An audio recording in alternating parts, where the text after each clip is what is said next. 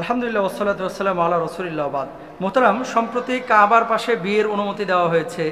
Malaysia, Indonesian অনেক ভাইয়েরা বোনেরা কাবার পাশে বৈবাহিক কার্যক্রম সম্পাদন করছেন, এরকম ভিডিও সামাজিক মাধ্যমে এখন দেখা যাচ্ছে। কাবার পাশে বিয়ে করাতে আলাদা কোনো ফজিলত আছে কিনা এবং মসজিদে বিয়ের ব্যাপারে ইসলামের শরিয়ার ভাষ্য কী? ভেরি ভেরি ইম্পর্টেন্ট একটা বিষয়। আমাদের সমাজে অনেক ভাইরা আছে, বোনেরা আছে যারা বিয়ে শাদী করার জন্য থাইল্যান্ডে যান, ব্যাংককে যান, হানিমুনে আপনারা মালদ্বীপে যান, অনেকে আছে। কিন্তু মালয়েশিয়ার একটা টেন্ডেন্সি বা চেতনা হচ্ছে বিয়ে শাদী তারা যদি বাড়িতেই করে, বিয়ের পরপরই তারা চলে আসে সৌদি আরবে হজ করার জন্য, উমরা করার জন্য। বাংলাদেশের হাজি ম্যাক্সিমাম পাবেন বুড়া থুরা, যখন একেবারে অচল হয়ে যায়, চলতে পারে না, উজু রাখতে পারে না, তখন যায় হজে। আর সিঙ্গাপুর, মালয়েশিয়া, আরব বিশ্বের এই সমস্ত দেশগুলোর ছেলেরা মেয়েরা যায় যৌবনকালে হজ্জে, ওমরায়। হজ ওমরা এগুলো কিন্তু কষ্টের কাজ। আম্মাজান আয়েশা সিদ্দিকা রাদিয়াল্লাহু তাআলা আনহার হাদিস আল্লাহ রাসূল সাল্লাল্লাহু আলাইহি ওয়াসাল্লাম থেকে তিনি বর্ণনা করেছেন। আল্লাহ রাসূল বলেছেন কি, তোমরা বিয়ের এলান করো, ঘোষণা করো, বিয়ের ওলিমা দাও এবং বিয়ে তোমরা মসজিদে সম্পাদন করো। তো মসজিদে সম্পাদনের ক্ষেত্রে আল্লাহ রাসূলের একটি হাদিস তিরমিজির মধ্যে যেটা পাওয়া যায় এটা আছে, কিন্তু মসজিদেই বিয়ে করতে হবে এটা জরুরি কোনো বিষয় না।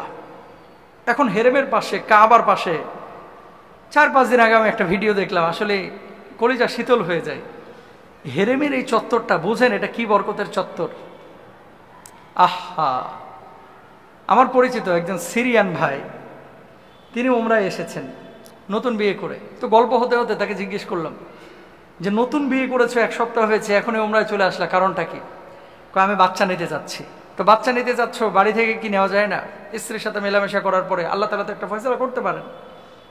তো বলছে না, আমি এখানে তওয়াফ করব, উমরা সম্পন্ন করে মাথা হলক করে আমি আমার স্ত্রীর সাথে এই উমরার সময় আল্লাহর কাছে 7 তওয়াফি আল্লাহর কাছে দোয়া করব, রব্বানা হাবলানা মিন আজওয়াজিনা ওয়া যুররিয়াতিনা।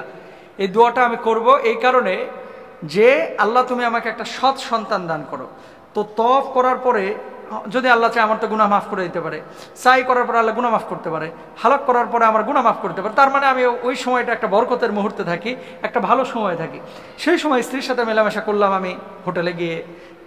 ওই বাচ্চা যদি কনসেপ্ট করে, আমাদের ধারণা আরব বিশ্বের যে এই বাচ্চাটা সৎ হওয়ার সম্ভাবনা আছে। সুবহানাল্লাহ, কি টেন্ডেন্সি! তারা বাচ্চা কাচ্চা নেওয়ার জন্য তওয়াফ করে কোথায়? কাবার পাশে। আর আমাদের দেশের ছেলেমেয়েরা হানিমুনে যায় ব্যাংককে, যায় কি করে? দেশে পড়তো ফুল প্যান্ট, ওখানে যায় পরে হাফ প্যান্ট।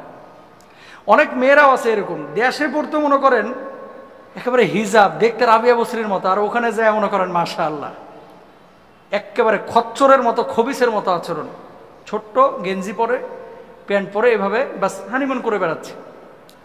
ঘোড়ার দিন তোর বিয়ের মধ্যে কোনো বরকত থাকবে না, তোর সন্তান সন্ততি ভাই আল্লাহওয়ালা হবে না, বিশ্বাস করেন।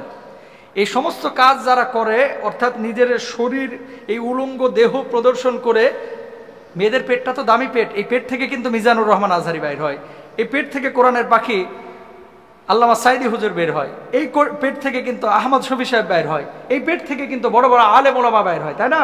এই পেট থেকে আবার বঙ্গবন্ধুও বাইর হয়, এই পেট থেকে জিয়াউর রহমানও বাইর হয়, এই পেট থেকে আবার হারামখোরও বাইর হয়, এই পেট থেকে আবার সুদখোরও বাইর হয়, এই পেট থেকে আল্লাহ ওয়ালাও তৈরি হয়। তাহলে একই পেট, সব মায়েদেরই পেট, একই পেট থেকে কেউ বাইর হচ্ছে হারামখোর আর কেউ বাইর হচ্ছে হালালখোর। হালালখোর কোনগুলো বাইর হয়? আল্লাহর ওলি কোন মায়ের পেট থেকে বাইর হয়? যেই মা নিজে পবিত্র থাকে, যে বাপটা নিজে পবিত্র থাকে, সারা জীবন আকাম কুকাম করবা, আর বাচ্চা নেওয়ার সময় আল্লাহ এমন একটা বাচ্চা দিয়ে যেন হাফেজ বানায় ফেলতে পারে। তুই তো নামাজ পড়িস না, ফজরের জোরের নামাজ ঠিক মতো তুমি পড়ো না, রোজা ঠিক মতো তুমি করো না, হালাল হারাম তুমি তোয়াক্কা করো না, নিজের বউকে তুমি পর্দায় রাখো না, আর ছেলেটাকে তুমি মিজান আজহারি বানাইতে চাও। এত সোজা না। মনে রাখবেন, আপনি আপনার সন্তানকে মানুষ যদি করতে চান, এই সন্তানের জন্য কতটা হালাল পথ আপনি বেছে নিয়েছেন, এই সন্তানের জন্য কতটা হারাম আপনি বর্জন করেছেন, এই সন্তানের জন্য নিজে কতটুকু পরিশ্রম করেছেন, এটা কিন্তু আল্লাহ দেখবে। আল্লাহ এমনি যাজা দিবে না, আল্লাহ এমনি যাজা দেবে না। সুতরাং বি কেয়ারফুল। হেরেমের পাশে আপনারাও পারলে যে বিয়ে করেন, যারা বিয়ে করেননি এই সমস্ত যুবক যুবতী, অনেকে টাকা পয়সা কামাইছে, 2 লাখ 4 লাখ 5 লাখ 10 লাখ জমে গেছে, বিয়ে ঠিক হয়েছে, বাস কোনো মতে সৌদি আরবে যান, যাওয়ার পরে হেরেমের পাশে বিয়েটা সম্পাদন করেন। এখন তো সরকার অনুমোদন দিয়েছে, বরকতের জায়গা তো, আল্লাহ তাআলা চাইলে বরকত দেবেন ইনশাআল্লাহ। আল্লাহ তাআলা সবাইকে বুঝার তৌফিক দান করুন।